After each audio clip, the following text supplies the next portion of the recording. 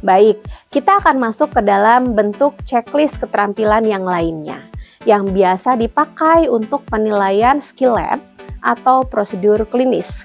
Kita akan menggunakan dua jenis bentuk penilaian keterampilan atau dua metode penilaian keterampilan di sini. Yang pertama kita sebut sebagai Mini CX dan DOPS. Mini CX ini biasanya dipakai untuk menilai satu bagian dari kompetensi secara utuh.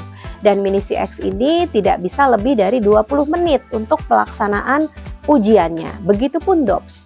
Tetapi ada perbedaan yang spesifik antara Mini CX dan DOPS. Untuk Mini CX bisa terdiri dari beberapa langkah-langkah atau beberapa prosedur kerja yang dijadikan menjadi satu. Sedangkan untuk DOPS sendiri merupakan bagian-bagian yang hanya satu kesatuan bagian prosedur kerja. Misalnya untuk Mini CX dalam praktik kebidanan, kita bisa melakukan perawatan asuhan kebidanan, misalnya asuhan kebidanan pada ibu hamil. Sedangkan DOPS hanya satu prosedur kerja saja, misalnya memasang infus misalnya.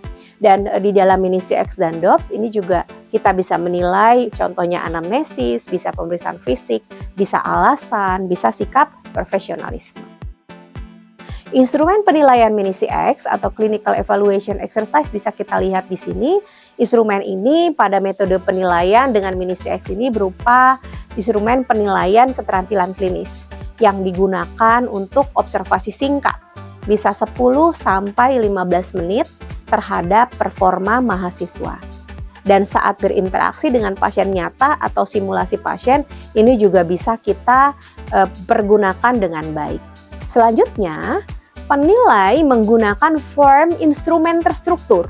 Jadi sudah ada form bakunya yang dibuat oleh para dosen yang memahami apa yang akan dinilai. Yang berisi domain keterampilan klinis, skala penilaian, dan ruang feedback. Jadi ini yang harus kita persiapkan saat kita ingin menggunakan instrumen penilaian Mini CX.